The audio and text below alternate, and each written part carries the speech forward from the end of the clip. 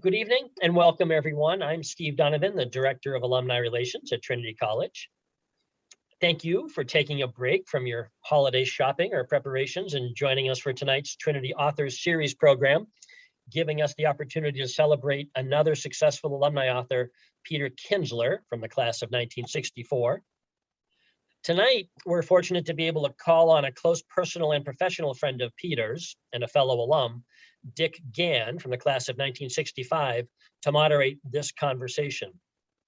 And while Dick won't be happy that I've chosen to read this much bio information about him, I feel it's truly warranted and think you'll agree. Dick is a true son of New England, having graduated from Conard High School in West Hartford, and then Trinity with a BS in chemistry. And it was here at Trinity that Dick and Peter met as members of Q.E.D, a non-fraternity fraternity, they like to call it. Dick went on to earn a PhD in physical chemistry at MIT. And to this day, he's a stalwart fan, this is probably somewhat controversial, of the New England Patriots, Boston Celtics, and especially his beloved Boston Red Sox.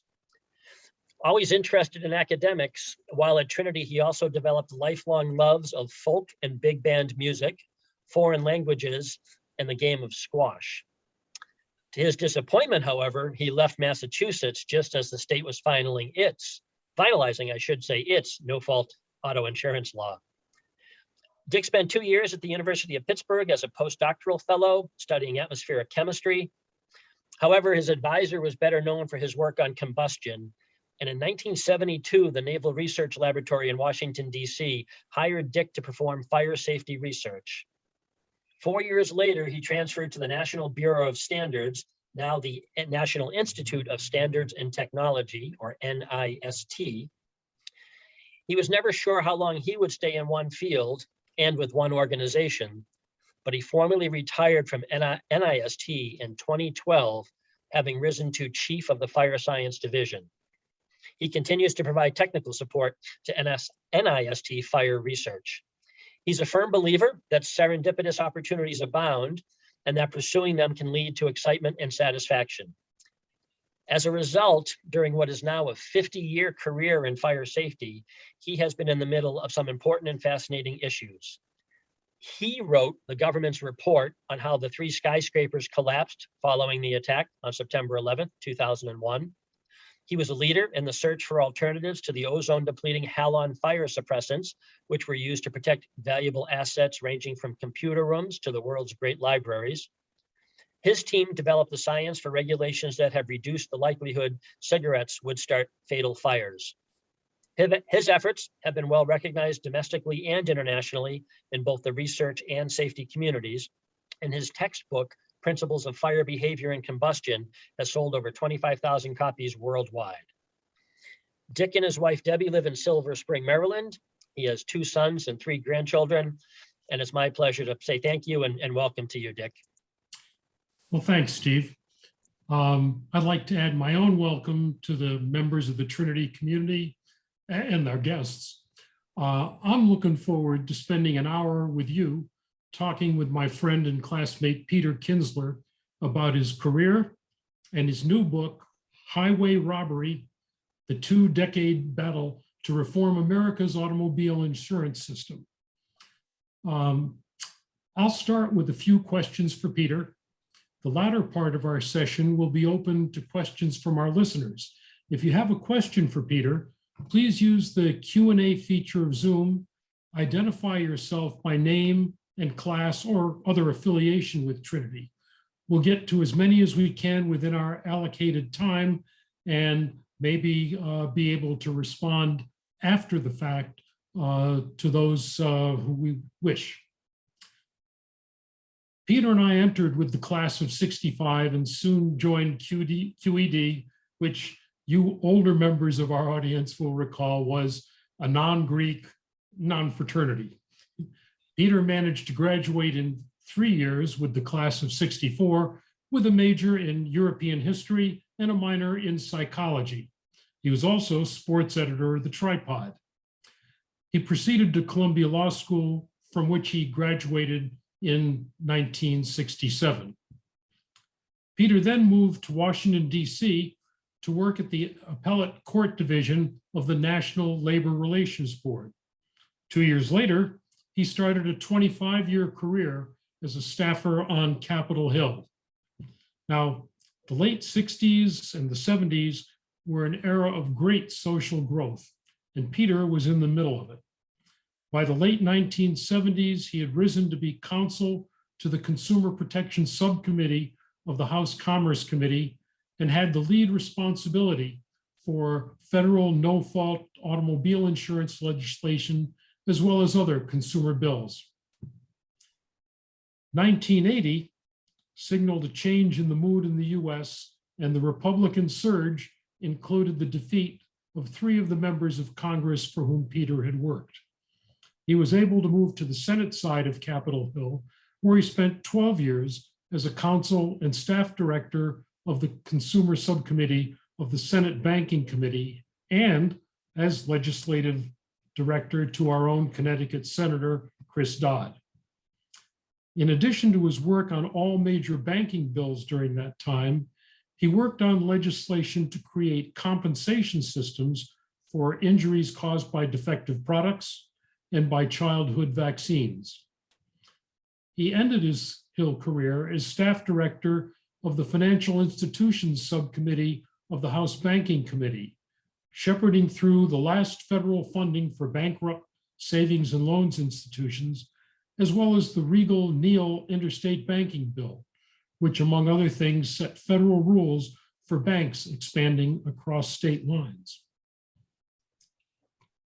In 1995, now as a private citizen, Peter started his own consulting firm and soon thereafter, the Coalition for Auto Insurance Reform.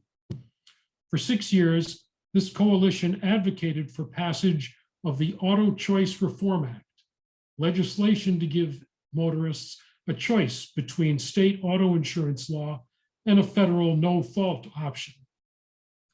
Peter's central role in the efforts, first to pass no-fault legislation in the 1970s, and then to pass the auto choice legislation 2 decades later, formed the basis for his book. Peter sort of retired in 2010, but since then, he's written a law review article on auto insurance reform options and a memoir, led a statewide effort in Virginia to keep open the facility home where his son Jason, who has severe intellectual disabilities, resides, and written Highway Robbery. He and Ginny, his wife of 39 years, reside in a mid-century modern house in Alexandria, Virginia. So, Peter, let's start by your telling our listeners how a major in European history and psychology decided on law school and from there to embark on a legal career with the US government. Thanks, Dick. I'm glad to see some of you remain after our long introduction. We'll try and focus on the book from here on out. We, like most people in the era of relatively quiet era of the 1950s, Trinity was just part of a series of predictable and sometimes unpredictable events that led to this career. I was fortunate enough to grow up with a family that had strong political interests. My mother in 1948, for example, was wearing a Wallace president button, which is very different Wallace than the one who ran for president 20 years later. They had the economic wherewithal to be amongst the earlier people who left New York City to move to the suburbs, in this case, Scarsdale, which gave me a very good education, a very rigorous education. When I went to Trinity, my intention was actually to major in political science. And my father said, look, you're going to be there 4 years. He was wrong, but close. Why don't you try some courses that you wouldn't think of otherwise and see if you'd be interested? And that led me to take courses in psychology, philosophy, and religion, it was my one and only philosophy course, but I ended up taking a lot of courses in psychology and religion, and they really expanded my horizons. Trinity, I ended up majoring in history because Trinity at the time had a very strong history department. Many of you certainly are familiar with George Cooper, Norton Downs, Phil Bankwitz, and Eugene Davis, just to name a few. And history is a very good background for political science. In some respects, if you think about it, today's politics is actually tomorrow's history. Psychology was very helpful in what I did because knowing people and their motivation and how to appeal to them is every bit as important as substance often in the political world. The law school was a choice of a default choice, the alternative being on all expenses paid to a southeastern country. At the time, I didn't think that I wanted to do that. My very sophisticated decision of a legal career was to start in labor law, based upon the fact that it was about the only course in law school I enjoyed, and that was cemented when my professor quoted something from Mel Brooks in the 2,000-Year-Old Man album, which is a touchstone of mine and appears at least in 2 places in Highway Robbery. I know you played a key staff role in a lot of important bills that became law during your 25 years on the Hill. Why did you choose to write a book about your no-fault automobile insurance experience, legislation that failed to become law, not once, but twice? And who did you write the book for? Well, I didn't write the book about things that succeeded because others have written about that, and there wasn't really anything to add to that. I chose NoFault because it was, and continues to be actually an extremely important subject. It's the rare reform that, if done properly, would both improve compensation for injured persons and reduce their premiums dramatically.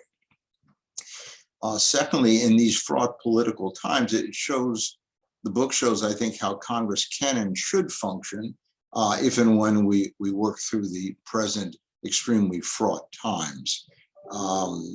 In the book itself, I describe why I wrote it in this way. Like any political policy story worth telling, the NoFault effort involves a cause worth fighting for, colorful personalities, grand strategies, the influence of money in politics, and dramatic, unpredictable events. Now let's talk about the issue in the book. Highway Robbery focuses on 2 federal attempts to enact no-fault automobile insurance. Before we get into any further questions, would you explain what no-fault insurance is? How does it differ from the conventional insurance that I guess almost all of us have? And what do these differences mean to the typical driver? Okay. The first cars, in 1896, there were 4 cars in the United States. 2 of them got involved in an accident and serious enough to send one of the drivers to the hospital. And since then, we have dealt with automobile accidents and auto insurance. To understand the no-fault reform, you have to understand the fault system in the first place. On its face, it's a fairly simple concept. If some driver hits you and they're negligent, you can recover from that person. The only trouble with that concept is that the reality is very different. There's a complicated set of rules to determine who hit whom and how much each person was at fault, whether they're entitled to recover. Once you have a complicated system like this, it's inevitable that lawyers will be involved, because if you're left to the hands of the insurance companies, they're not going to want to give you very much money. And so lawyers come in initially as the the good guys. The problem is it becomes very time consuming and very costly. And so in chapter 1 of the book, entitled 50 Ways to Lose Your Recovery, I set out a bunch of Jack and Jill accident scenarios in which people get effectively nothing or very little, starting with the fact that since the system is based upon negligence, you have to have somebody injure you. And if you should be injured, say, skidding on some ice and hitting a tree, there's no person who hit you. And so there's no recovery. That's about 30% of all accidents.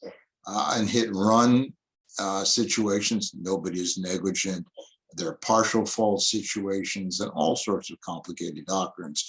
Even if you are fortunate enough to recover, you can recover. Your recovery in general is limited by two things. One is limited by the amount of insurance that the other driver carries, which typically these days is about $50,000 for one individual. Back in the 60s, it was about $15,000. And if you are fortunate enough to recover and your recovery isn't limited, then your attorney will take their de rigueur 1/3 contingency fee. In 1971, the Department of Transportation, at a request of Congress, produced a study of the fault system. And this is what they found in their conclusion. The existing system ill serves the accident victim, the insuring public, and society.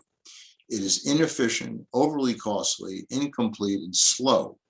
It allocates benefits poorly, discourages rehabilitation, and overburdens the courts and the legal system, both on the record of its performance and the logic of its operation. It does little, if anything, to minimize crash losses. And to put numbers on that, and I won't bore you with too many numbers, but over half the people in the 60s recovered absolutely nothing if they were injured. People with major injuries recovered 30% of their loss. And it took 16 months to be paid. And of all things, attorneys made more money from insurance premiums than injured people did for their economic loss. So that was kind of the basic indictment. NoFault, which now exists in 12 states in different forms, is truly a simple concept on its face.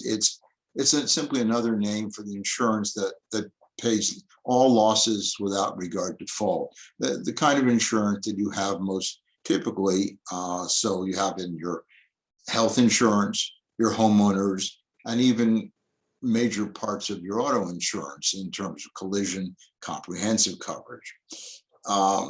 Recovery is not dependent upon the amount the other driver carries. You get to determine the level of benefits you wish. And then the system is designed to save money by eliminating most of the need for lawyers, insurers, and overpayments for minor injuries. So by the 1990s, the estimated savings, if that particular form of the bill were adopted, were about 60% of the personal injury premium, which averaged about $250. And if you aggregate that, that amounted to about $40 billion a year if everyone chose that system. So that was the intention of the reforms, both in the 70s and the 90s. So now the Congress is getting involved, and it's been a long time since most of us had a class in civics. My first refresher course was from watching The West Wing, which was very well done, but it focused on the executive branch. In the book, you take us behind the curtain surrounding the Congress, the legislative branch. Could you give us a short summary of what happens between proposing a bill and the bill becoming a law or being voted down? it's a bit of a challenge for about 5 minutes, Dick, but and it's also about 90% of the book, because the process is something that I think is extremely important. There's essentially involves an intricate dance with an interaction between members of Congress, their staffs, the executive branch, the public and private entities, strategy, timing, and luck for that matter. Using NoFault as an example, let me kind of walk you through some of the elements, and the audience through some of the elements that led through this. The academic side of this was started by two law professors with a book in 1967. Starting in 1970, and for 5 years, 16 states adopted NoFault laws, and partially out of trying to avoid having the Congress tell them what they had to do. In 1969, Phil Hart, one of the finest senators in the history of the body, started hearings on the subject, focusing on the cost of insurance, what he viewed as excessive cost. He did these out of a subcommittee on the Judiciary Committee. And Senator Magnuson, who was the longest serving chairman of the Senate Commerce Committee, and who had become a great consumer advocate with a very activist staff, decided they wanted the issue. And the way they secured the issue into the jurisdiction of the Commerce Committee was to introduce legislation which led to this Department of Transportation study, which also gave them kind of ironclad documentation of the problem. The staff, realizing that they would get pushback on a states' rights basis, funded a study by this group of state commissioners to create a model state law. That bill was written largely by professors and is written in unintelligible language, I would submit. Insurers are restoration obligors and bizarre language like that. But what it did is it gave the Senate the ability to say, we're moving ahead with this legislation because this is what the states would have done if they hadn't been subjected to pressure from trial lawyers and insurers. Of course, it's a little bit naive because those pressures ultimately, of course, came to bear in the Congress itself. That bill, that legislation actually passed the Senate in 1974 by a margin of 53 to 42. And you notice with no filibuster, which tells you very about the differences in time.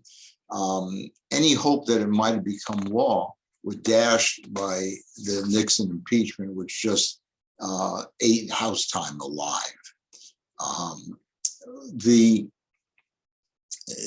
Let me then briefly follow kind of my involvement in this. I'll give you some idea. I started as counsel of the Consumer Protection Subcommittee in 1975 with absolutely no knowledge of the subject matter, having avoided the course, all such courses in law school, with a boss named Lionel Van Deerlin, who was a broadcaster by trade. And he told me to go off, take the time I needed, figure this out, and come back to him with recommendations. So I contacted all the interested parties, told them to give me their best 100 pages of material, and then go away. And I would be back to them with any questions. One of them, to give you, was forthcoming immediately, was a fellow named Tom Boggs, who represented the trial lawyers, who walked in one day with a notebook, thick black notebook. He said, I have 75 amendments here. If you adopt all of them, it'll gut your bill and my client will still oppose your bill. So it was pretty clear where Boggs stood and the trial lawyer stood. At the end of this process, I ended up writing a 35-page memo for the chairman about both substance and politics. And that then led to 4 years of hearings and markups and 3 different actually chairmen of the same subcommittee, only one of whom went to jail. But that's another story we can get into a little later. In 1977, Bob Eckhart, a liberal from Texas, from Houston, Texas, took over the committee and subcommittee. And Eckhart was one of the brightest members of Congress, but he was a great supporter of using the legal system to protect the interests of poor people. And Eckhart and I agreed on an approach here, which would be to hold state hearings to try and get to the bottom of this, to answer his questions.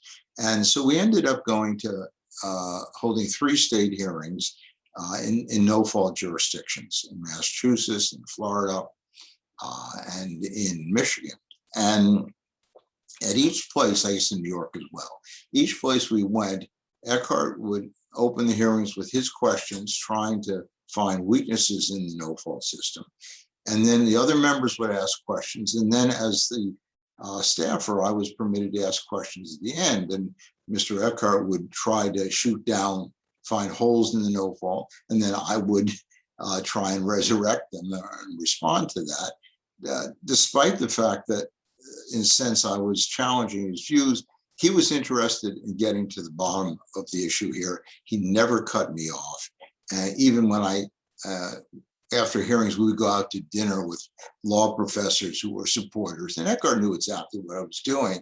There was, which was most evident, we had one meeting in his office where a group of insurance companies, consumer groups, and also the ARP came in to lobby him. And after we're finished, on their way out, he looked kind of over their shoulder and he said, I'd like to thank all of you for coming in to lobby me on behalf of my counsel. So again, he knew exactly what we're doing. And when we finished the hearings, we had 10 hearings in 2 months. I decided we need to rewrite the bill into English so that, and put the important decisions up front so that we could fight any obstructionism that we knew would be coming. And that literally took 2 months and 8 drafts to get that right. What happened at the end of this, which is the kind of the crux of the bill at some point, I will describe later if there's interest in that. But let me stop here for because I know Dick's got some follow-up things we'd like to get to as well.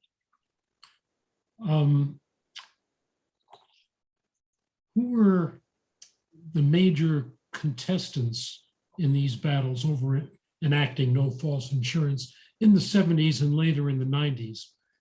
In the book, you describe some flip-flop. Essentially, the good guys and the bad guys changed not just hats, but positions.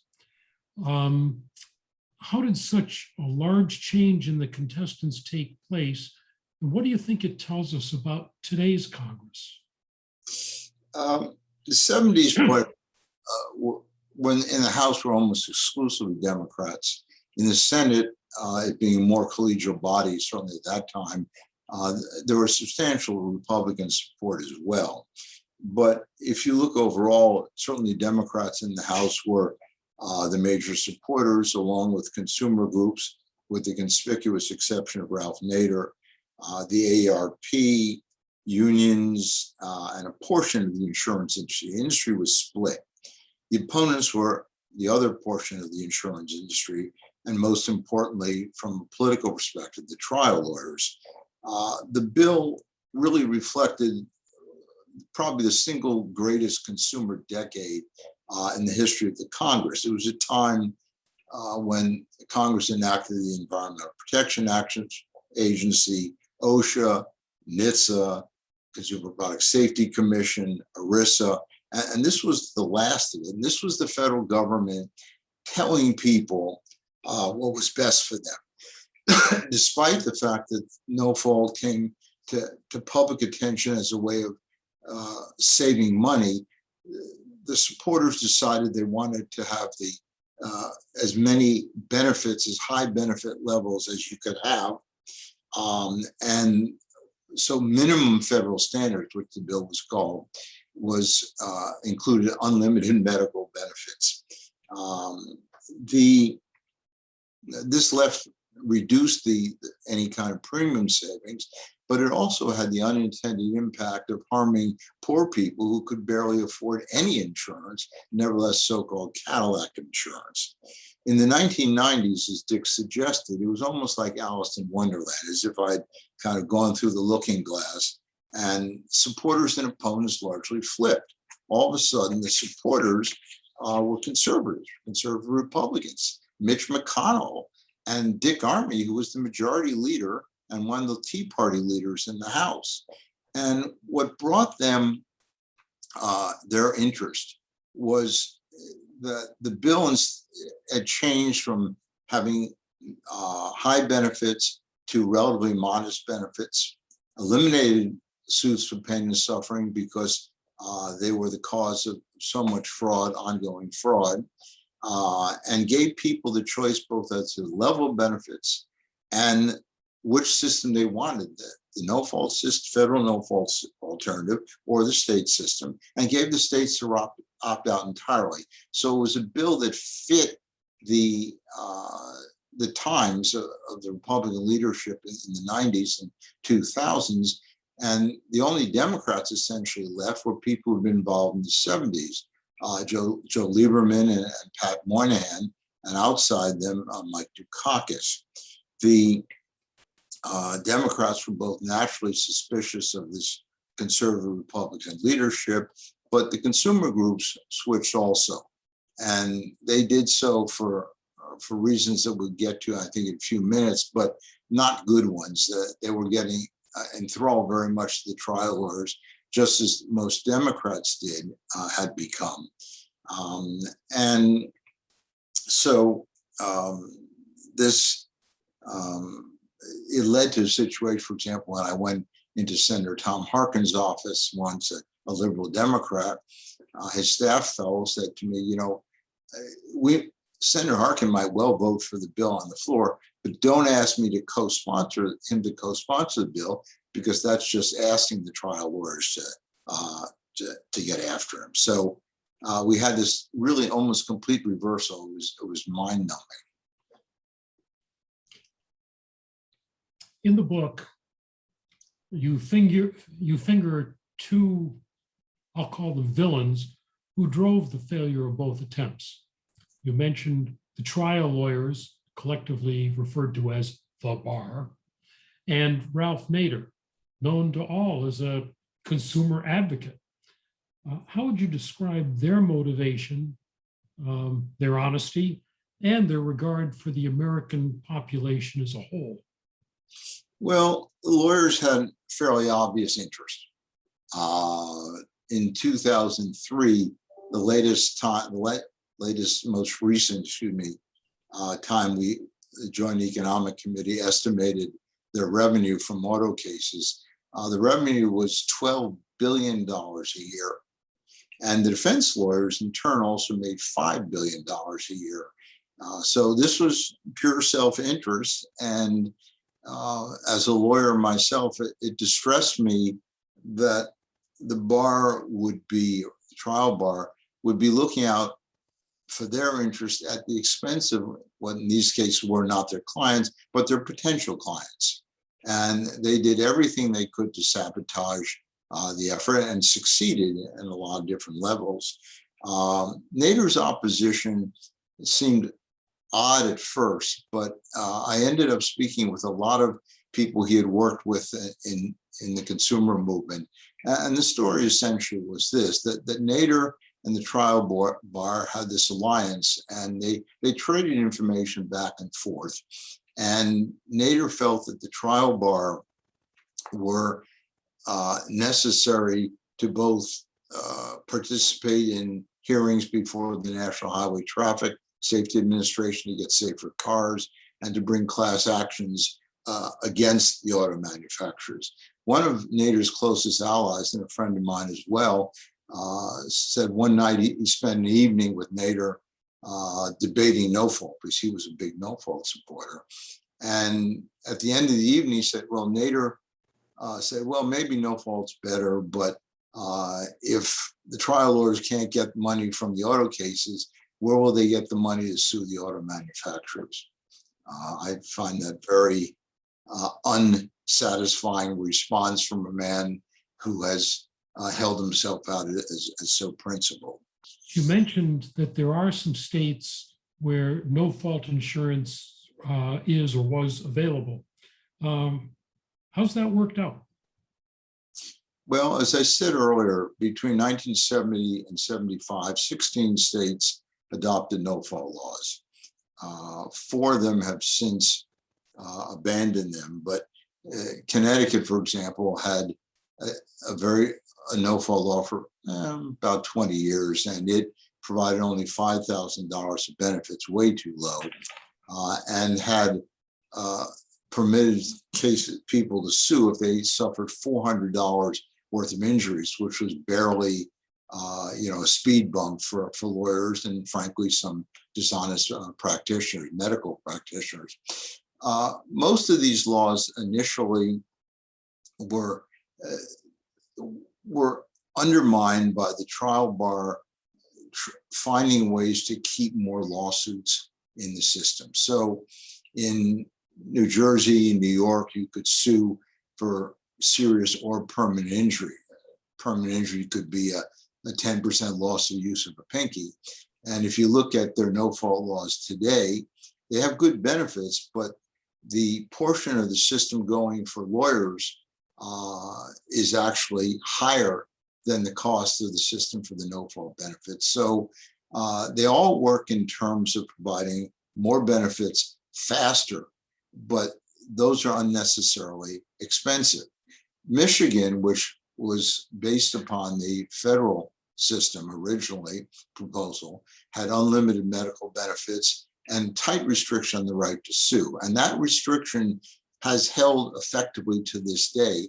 What they didn't understand is that if you have unlimited medical benefits in a system designed by professors and lawyers practically without any kind of cost controls, at the end of the day, that system's going to get abused. And what was supposed to be the difference between about $100,000 of benefits, unlimited medical benefits, was originally costed by insurers at about $1 premium. It has turned out to be several $100s a premium, and Michigan has finally had to cut that back. But some of them have advanced since then. So Michigan now permits people to buy lower level of benefits, which helps poor people. Pennsylvania and New Jersey also permit have choice systems similar to the federal proposal, but not the same. And those have been fairly successful on that level. So we know enough from the data that's out there and the experience to know how to do it. But there are really only 3 or 4 states that are doing it well at the moment. But they have succeeded. Going to the posted questions, Ray Graves, class of 67, asks, how does a no-fault system weigh and evaluate long-term medical care following an automobile accident? Is this preferable to an award by a jury in a civil action? Okay. Let's use Michigan as the example because it has high benefits. It still has a required benefits of at least $200,000. If you look at the tort system, people in that system, if you're hit by the average, so let's say you had $400,000, $300,000 worth of loss. In Michigan, if you have the lesser level of benefit, you still get $200,000, and you have the same bodily injury amount, whatever that was, to sue again. Assume the average liability coverage is $50,000. You'd be able to get the $200,000 in a timely fashion and sue for the remaining $50,000. If you're in a fault state and you have the same loss, your entire recovery would be $200,000 if everything went perfectly, and then you'd have to pay your lawyers out of the $50,000 that's available. You can buy some first-party insurance through your auto insurance, but it's relatively minimal. And some of it, if you happen to be under insurance or uninsured drivers, it's you're paying for what you can get far less expensively through a no-fault system. You know, in reading the book, I was fascinated by the fact that at the beginning of the narrative, you were able you got your staff and project assignments handed to you. And that as the book progressed and your time on the Hill expanded, you got to the point where you were orchestrating your own career steps. That kind of a story of personal evolution, I mean, it transcends specifically the Capitol Hill experience, but how did learning how to complement your legal knowledge with these political skills come about? Yeah, this is like any profession. Work on the Hill at that time involved both enormous substantive learning. You really had to know subject cold, and the politics part of it, which is really more a sense of feel, in the sense of intuition. It's what every profession has, what it doesn't appear in the textbooks. And you have, as legislation got more complicated, members of Congress skills changed somewhat. You had members who were used to be able to try and read every bill and know what was in that's simply not been possible for a long time now. And good members will have learned that one of the things they do is to hire good staff and monitor the staff and be able to take the knowledge that comes from staff and put it into publicly digestible language. And that's an important skill. But there's a constraint on staff too, which is pretty simple. If something you screw up something, members aren't going to take the fall for it. You, the staffer, are going to take the fall. And I always knew when members had not bought into something that I might have put together. At one point, when I was working for Senator Dodd and created an alternative compensation system for product injuries, Dodd gave a speech and he said, well, I'd like to thank Peter. He's really the one responsible for this legislation. And I knew it was on my own at that point. He had no political investment in whatsoever. But, you learn at some point, hopefully you learn to be fairly skilled at what you do. And in 1995, when Newt Gingrich took over as Speaker of the House, I knew it was time for me to leave. And that's when I went into the private sector and took the skill set that I had there and in creating this outside coalition for NoFault. And because of both my skills and the fact that I had a reputation of not misleading people, I ended up being every bit as important to the Republicans who were pushing the bill in the 90s and 2000s as I was to the Democrats who were pushing in the 70s. I'm still impressed by the fact that you worked your way up from a newbie. You got into this issue of no-fault automobile insurance. You got run over by a train. You managed to get up, come back and try again, and you still didn't give up. What drove you to stick with this crusade for 30 years? Yeah, it's just, there are so many elements of this that would be so good for the American public. And it's so intellectually fascinating that it just got me. And I worked with extraordinary people, and I knew the major problem going into the second effort was going to be money, and I went in anyway. and did not get nearly enough money to be competitive on that level. And unfortunately, for no fault, not necessarily for the country, the Mitch McConnell of the 1990s was not the Mitch McConnell of today. He was a relative backbencher and actually kind of a moderate to conservative Republican.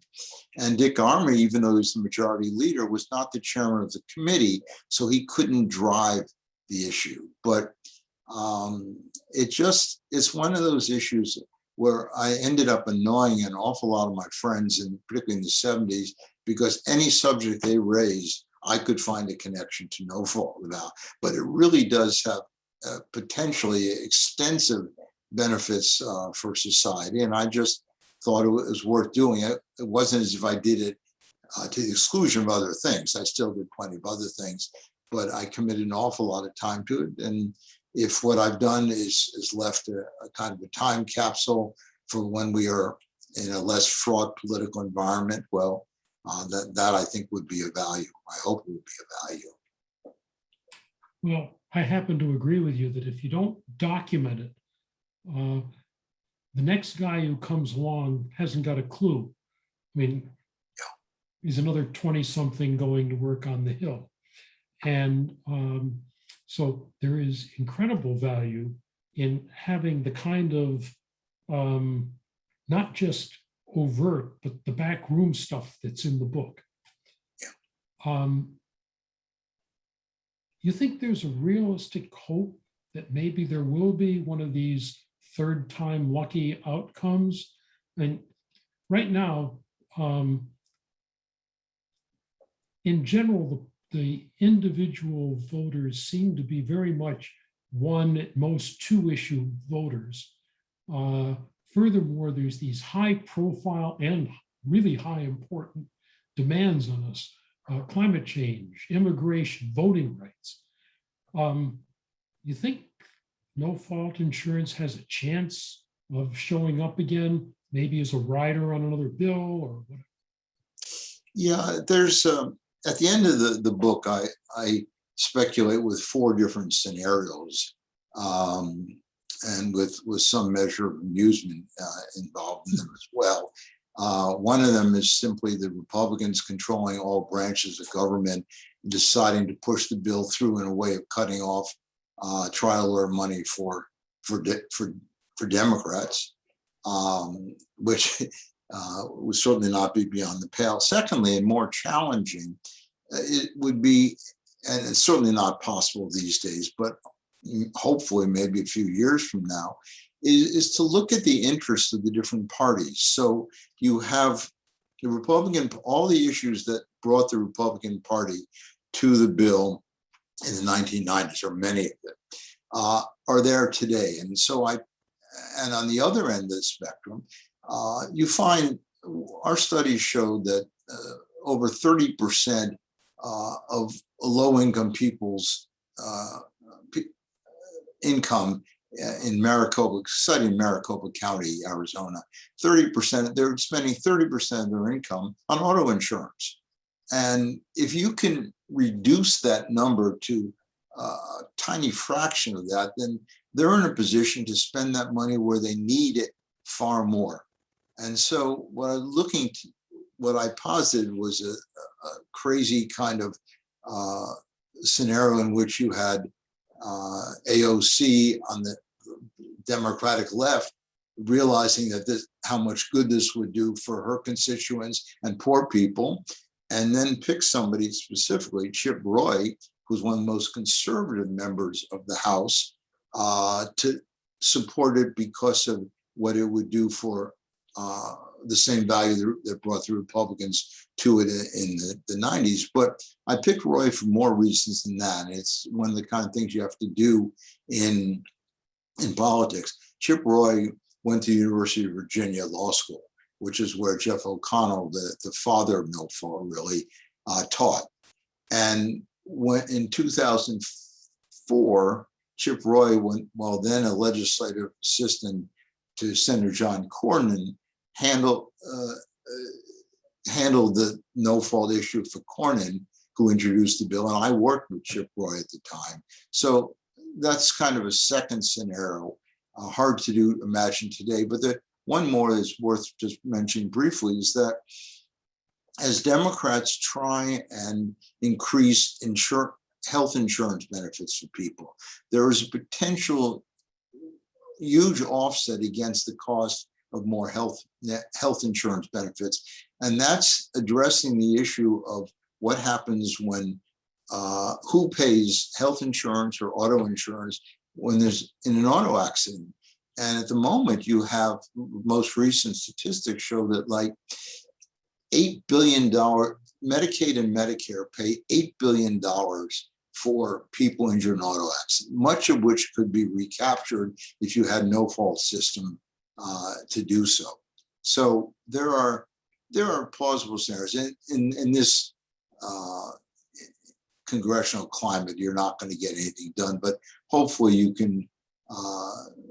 A few years later, out from now, we'll be in a saner environment. So we'll see. It'll be somebody else's fight, I presume.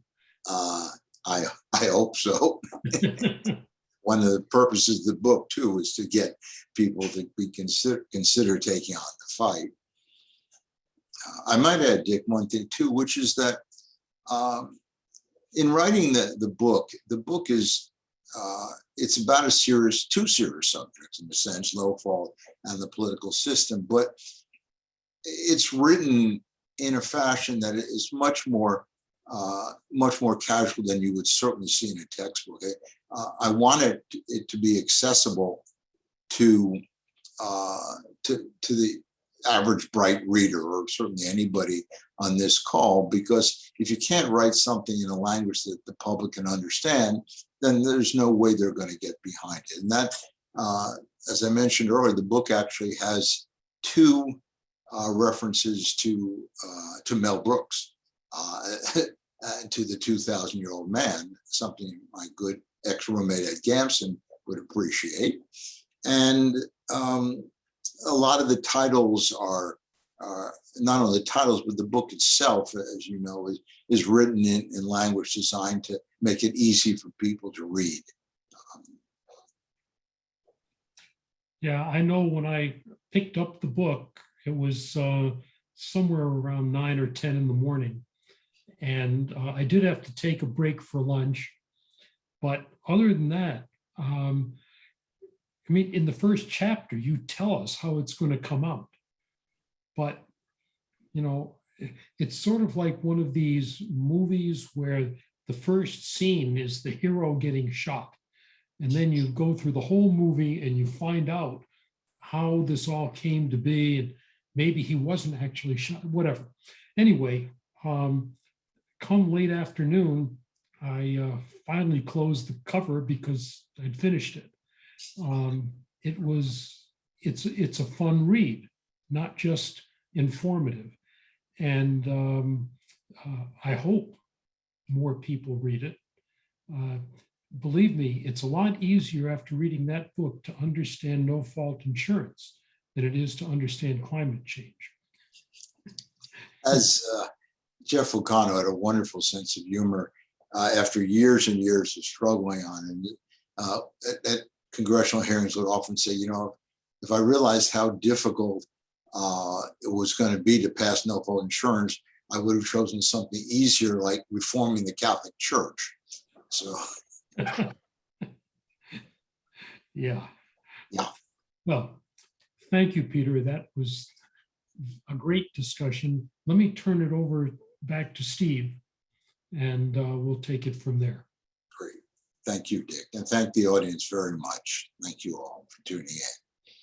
Reforming the Catholic Church. Maybe that'll be our next session. Many thanks to both of you for letting us celebrate both of your accomplished careers, and congratulations to both of you on book success as well. You make Trinity proud. So a special thank you to you. Folks, this program will be recorded and up on the virtual Long Walk site within a couple of days. And all of the programs we've done for the last over a year and a half now are archived there as well. So if you have interest in going back and watching any or sharing with anyone else, please feel free to do so. And let me again thank our panelists and guests, and also thank the entire audience, and wish you all a happy, safe, and prosperous holiday season. So take care, and until next time, thank you. Good night, everyone.